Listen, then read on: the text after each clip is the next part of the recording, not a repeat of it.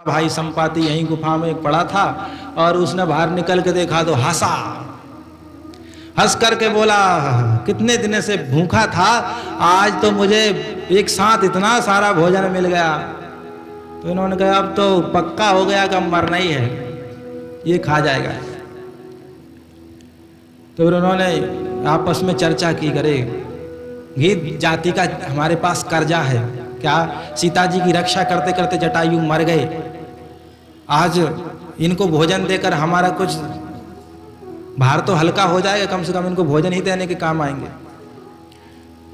तो उन्होंने जटायु का नाम बार बार सुना, तो उन्होंने पास में बुलाया, क्या कह रहे हो जटायु के विषय में। तो उन्होंने बताया ऐसे ऐसे। बोले मेरा भाई है जटायु छोटा, एक बार बंदरों हम दोनों में होड़ लगी थी सूर्य को छूने की। लोग आज चंद्रमा को खोज रहे हैं, लेकिन उस जमाने के हमारे देश के ऐसे पक्षी थे जो सूर्य की भी ओर उड़ान भर देते थे।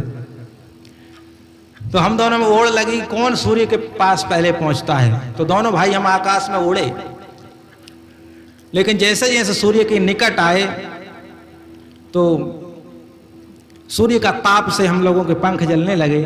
तो मैंने अपने छोटे भाई जटायु के पंखों से को मैंने अपने पंखों से ढक लिया और जटायु को लौटा दिया, लेकिन मेरे पंख जल गए और मैं यहाँ आके सिंधु तट पे आकर के गिरा हूँ।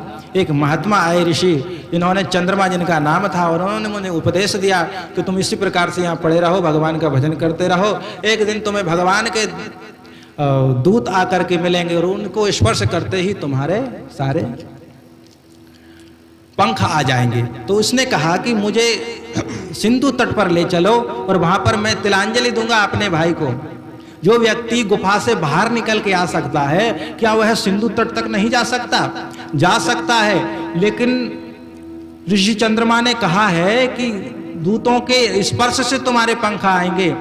तो इसने विचार किया कहीं ये झूठ तो नहीं बोल रहे हैं, भगवान के दूत वास्तव में है या नहीं है।